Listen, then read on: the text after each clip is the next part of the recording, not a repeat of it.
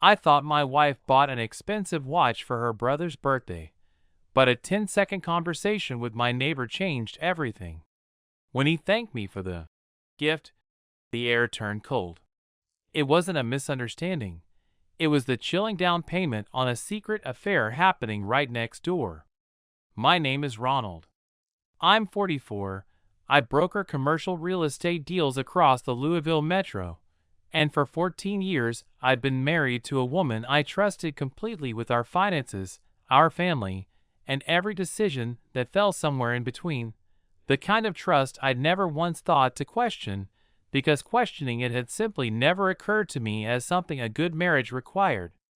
I was out front on a Saturday morning, coiling the garden hose, when Todd Britton came across the low hedge that separated our two driveways, grinning in the easy, neighborly way he always did. Todd sold insurance 2 streets over and had lived next door for 6 years, close enough that our families did the ordinary things neighbors do: borrowed tools, shared a fence line, waved from opposite ends of the same soccer sideline on Saturday mornings. "Hey man, I never actually thanked you properly," he said, clapping a hand on my shoulder. "That watch is unbelievable. Seriously, way too generous, but I appreciate it more than you know." I remember standing there with the hose still half coiled in my hands, running his sentence back through my head because I hadn't bought Todd a watch. I hadn't bought anyone a watch.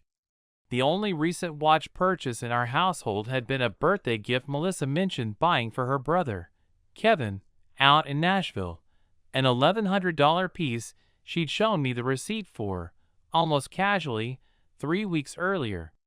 "Which watch?" I said, keeping my voice level in a way that cost me more effort than it should have. Todd's grin faltered, just slightly, just long enough for me to watch him realize, in real time, that he'd said something he wasn't supposed to say. The one Melissa dropped off for my birthday. I just figured you two picked it out together." He laughed, a beat too late, and found something urgent to do with his own garden hose across the hedge line.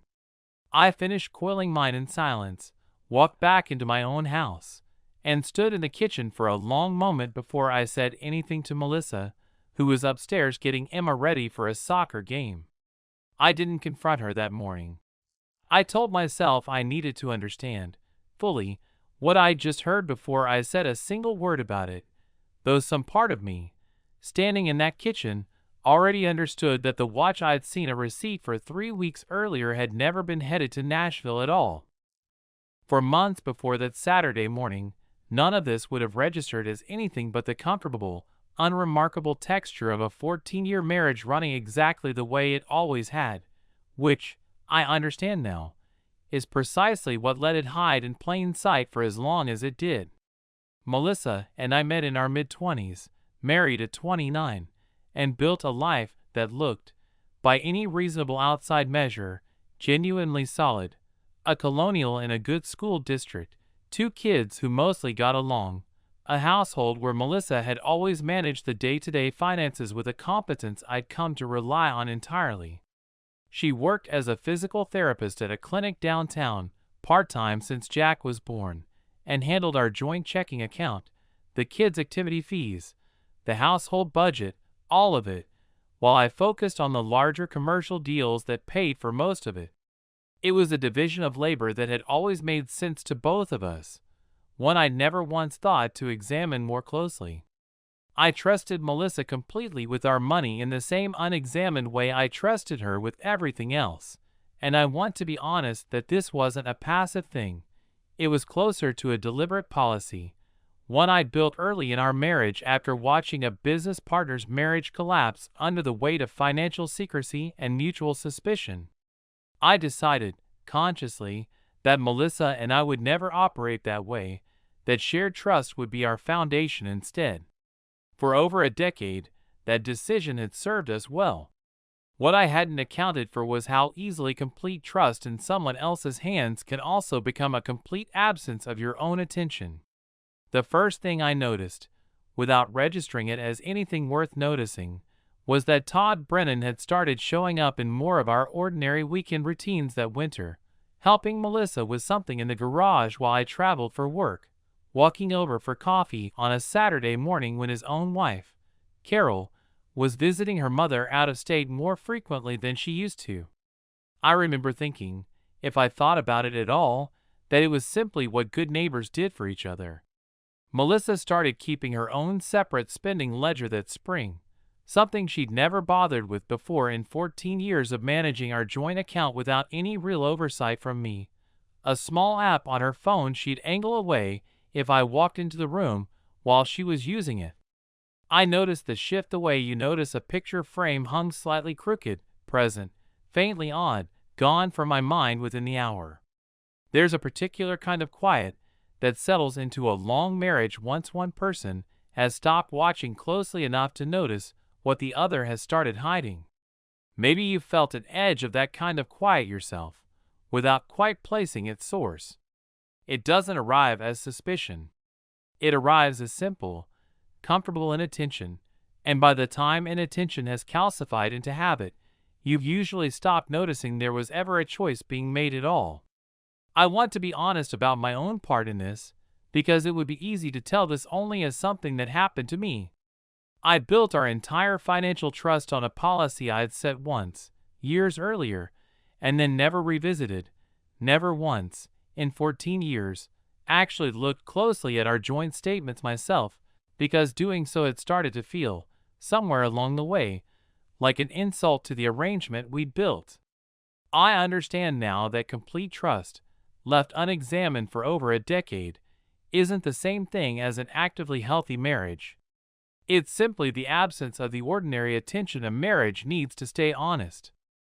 The first real crack I actually filed away, rather than let pass, came on a Tuesday in late winter, when I noticed Carol Brennan's car gone from next door for what felt, cumulatively, like an unusual number of weekends that season, and mentioned it lightly to Melissa over dinner. "She's been dealing with her mom's health stuff," Melissa said, a fraction too quickly, before returning her attention to Jack's homework. I let it go. I told myself family health emergencies simply run longer than you expect sometimes. I didn't think about it again until 3 weeks later, when Emma mentioned, in passing, that Mr. Todd had been at the house, helping Mom with something, the previous Thursday afternoon, a detail I noted and then, once again, let pass entirely. By early spring, I'd started keeping a private, half-acknowledged log I didn't fully admit to myself I was keeping, small inconsistencies that meant nothing individually, and something I wasn't yet ready to name collectively. Jack, 9, asked at dinner one evening why Mr. Todd's truck had been in our driveway for a really long time, the previous weekend when I'd been traveling for a deal in Nashville myself. A detail so small and specific I almost let it pass without registering what it implied. I asked Melissa about it lightly. She said Todd had helped her move a bookshelf in the office, nothing more. It was, on its own, a perfectly reasonable answer.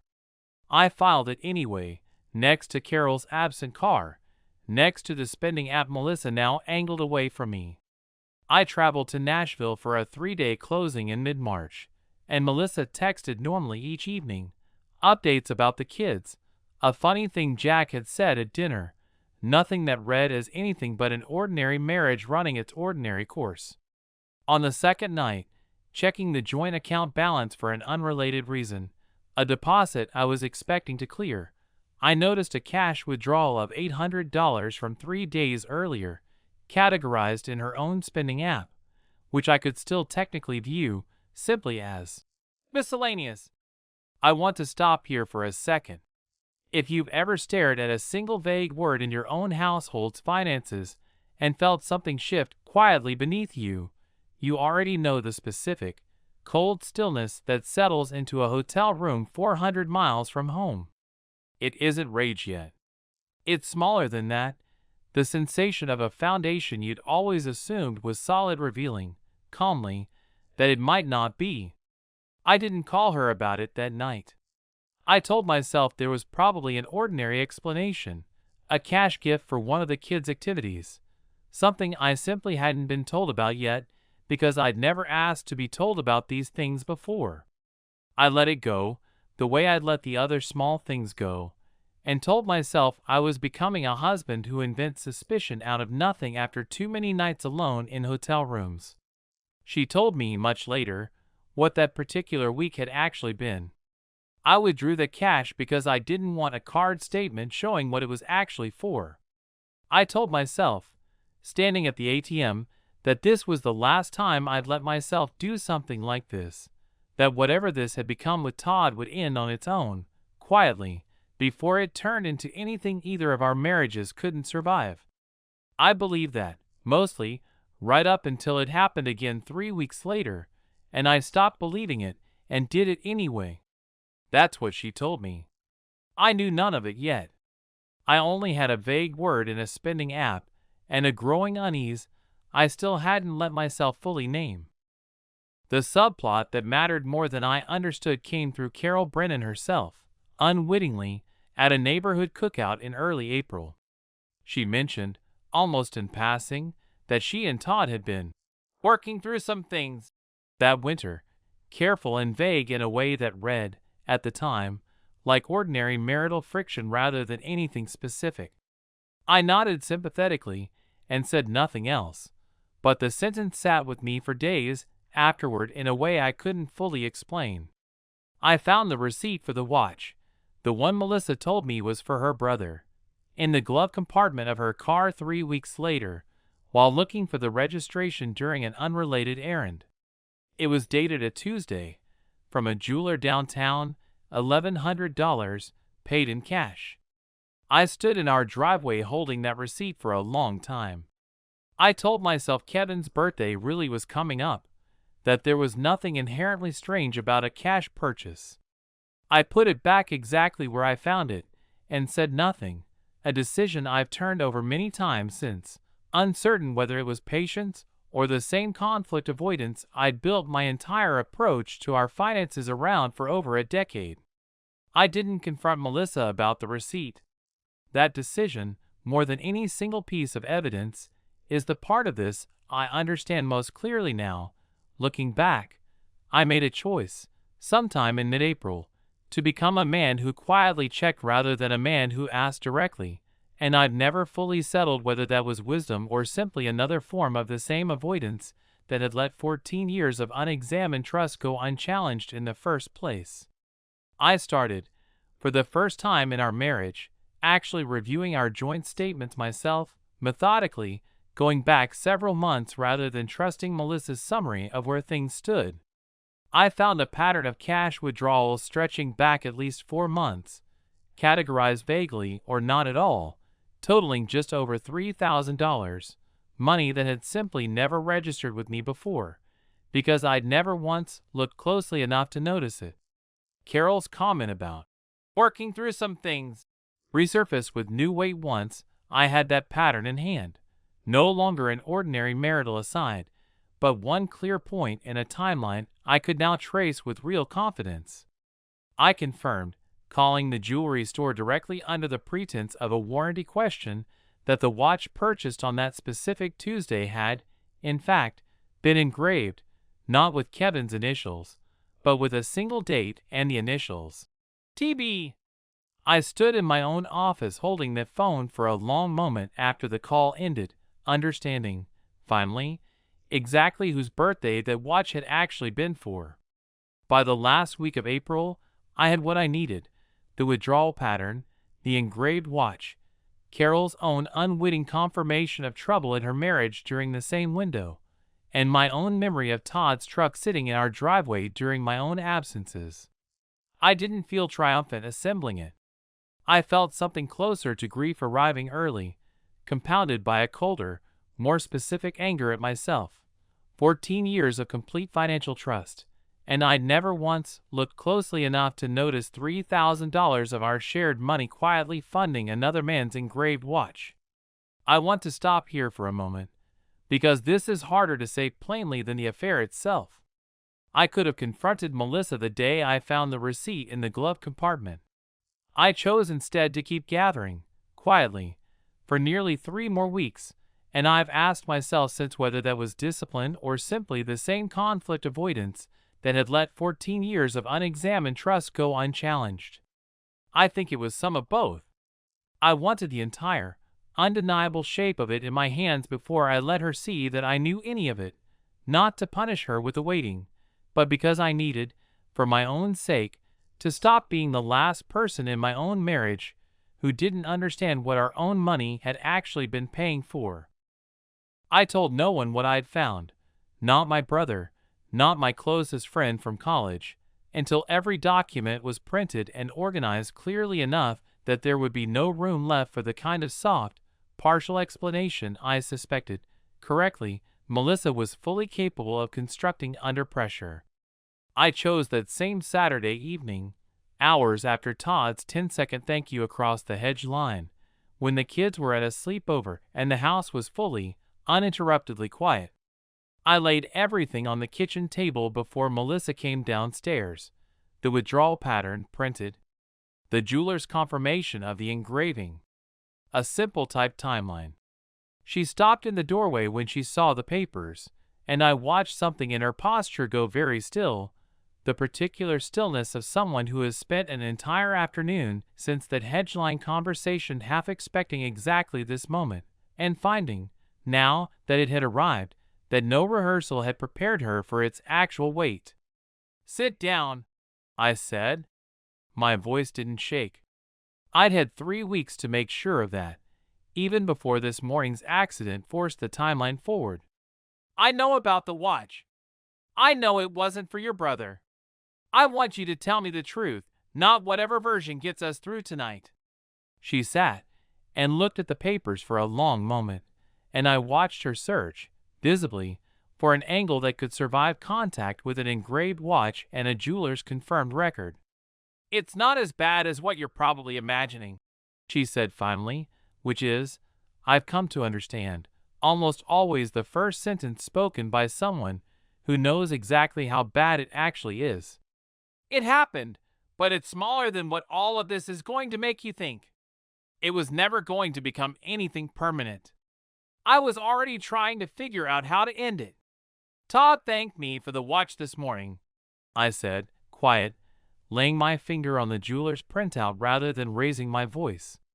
"Carol told me at the cookout you two had been working through some things. I found $3,000 in cash withdrawals going back 4 months. I'm not asking you to reframe what I already have. I'm asking you to actually tell me, because right now you're still trying to make this smaller than it is, and this morning already told me exactly how large it actually is."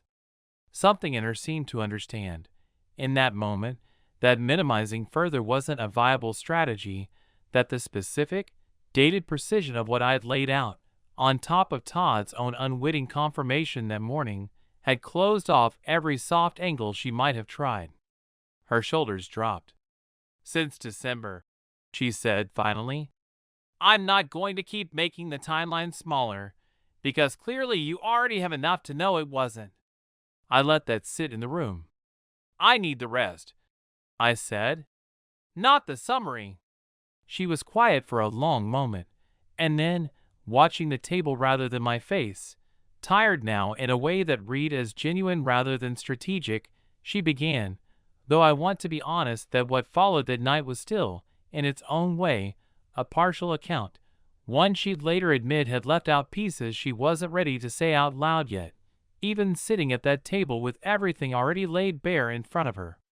"It started at a neighborhood thing in December, just talking, nothing that felt like anything specific at the time. Carol had been gone a lot that winter with her mom, and you were traveling more than usual for the Nashville deal, and Todd and I just ended up talking more than either of us probably should have. I told myself it was harmless. I told myself that for a long time, actually, because it really did start as just conversation. I'm not going to sit here and tell you every detail of how it actually escalated tonight. I need to be honest that I'm not ready to say all of it out loud yet, even with everything you already have in front of you. What I will tell you is that the watch wasn't really about the money. It was about, I don't know how to say this without it sounding worse, but it felt, at the time, like the only thing I actually had control over in the middle of something I had already lost control of everywhere else. I didn't press her further that night, though I understood, even as she stopped there, that there was more underneath what she'd just given me. Something in the careful way she'd avoided the actual mechanics of it, the specific moments, told me the fuller account was still owed and would have to come later, on different terms than tonight's could offer. I need you to pack a bag, I said. Tonight. I'm not doing this in stages. She didn't argue. I think some part of her had been braced for exactly that sentence since Todd's hand landed on my shoulder across the hedge line that morning. Melissa moved into a short-term rental across town that same night. The fuller account, the one she'd held back that first evening, came nearly 3 weeks later, in a conversation she asked for specifically, sitting across from me at a coffee shop rather than our old kitchen table. I need to actually tell you the rest, she said, because I don't think what I gave you that first night was honest enough, and you deserve better than the edited version, even now. It wasn't just talking that turned into something slowly. There was a specific afternoon in January, while you were in Nashville, when Todd said something about how he could tell I used to be somebody with actual opinions and ambitions before I folded myself into managing everyone else's schedule for the last decade. I hated how much that landed, how starved I must have been to hear it, because it wasn't even a particularly generous thing to say about the last 10 years of my own choices. I went home that night and couldn't stop thinking about it for days. I told myself the first time it became more than talking would be the only time. Everyone probably tells themselves that, and it's still completely true in the moment you're saying it. Then it happened again 3 weeks later, and I believed it less each time and said it anyway, because admitting I didn't believe it meant admitting what I'd actually let myself become.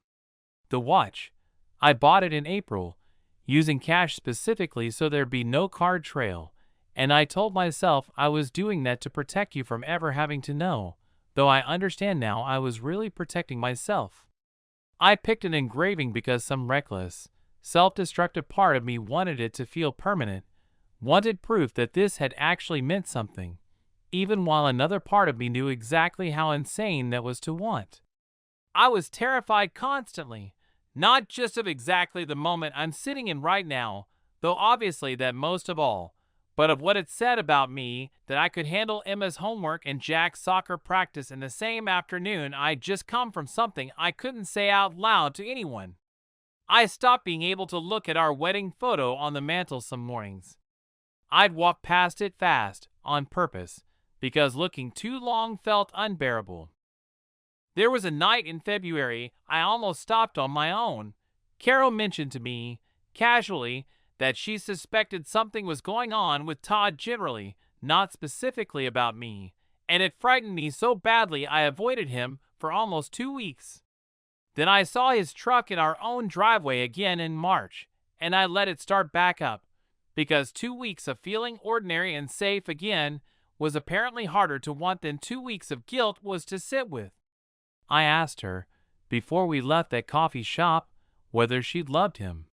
She said no, immediately, and then, more honestly, that she wasn't sure what to call the specific hunger of being told she still mattered to someone as more than a household's logistics coordinator, whether that counted as love or simply its borrowed shape. I believe that answer more than nearly anything else she told me that spring. Todd's own marriage didn't survive that summer. Carol filed for divorce within 2 months of the truth becoming fully known between our two households, and he moved out of the neighborhood entirely by autumn. A specific, visible cost that reached him whether or not either of us ever fully understood how far it had traveled beyond our own fence line. The divorce between Melissa and me finalized that winter. I didn't approach the settlement gently. A financial advisor helped me trace the full extent of the withdrawals once the lawyers got involved, and I kept the house, kept the greater share of what we'd built across 14 years, and let Melissa walk away with considerably less than she walked into the marriage with, not from vengeance, but because a decade and a half of unexamined trust, once actually examined by professionals, entitled me to more than I'd ever thought to claim while the marriage was still standing. I started actually managing our finances myself after that, methodically, the way I probably should have all along, and found, somewhat to my own surprise, a specific satisfaction in the ordinary competence of simply knowing, in detail, where every dollar of my own life was actually going. I could have stayed angry through that entire winter. I chose, somewhere around the following spring, not to. That was the only kind of winning that ever actually mattered to me. I started sleeping through the night again sometime that spring, and I noticed it specifically, not gradually, but as an actual morning where I woke and realized the low, constant static I'd carried since that Saturday morning by the hedge line simply wasn't there anymore. I hadn't announced it to anyone. I just noticed, one ordinary Tuesday, that the weight was gone. I'm not the same man who stood coiling a garden hose, entirely unaware that a 10-second conversation was about to rearrange his whole life. I'm quieter now, in a way that feels earned instead of avoidant. I check things now, not out of suspicion, but out of something closer to respect for the fact that trust, left completely unexamined for 14 years, was never actually the same thing as an honest marriage. It was just the absence of the ordinary attention one required. What makes this story distinct isn't the affair itself, but the specific mechanism of its discovery, an accident of neighborly gratitude, entirely outside anyone's control, that undid months of careful cash withdrawals and vague app categories in the space of 10 seconds. That detail matters because it reveals how much of the concealment had actually worked. Melissa hadn't been careless. She'd been deliberate, methodical, cash only, precisely because she understood what a card trail would eventually reveal. It took genuine chance, not investigation, to break it open. Ronald's 14-year policy of complete financial trust deserves scrutiny beyond simple sympathy.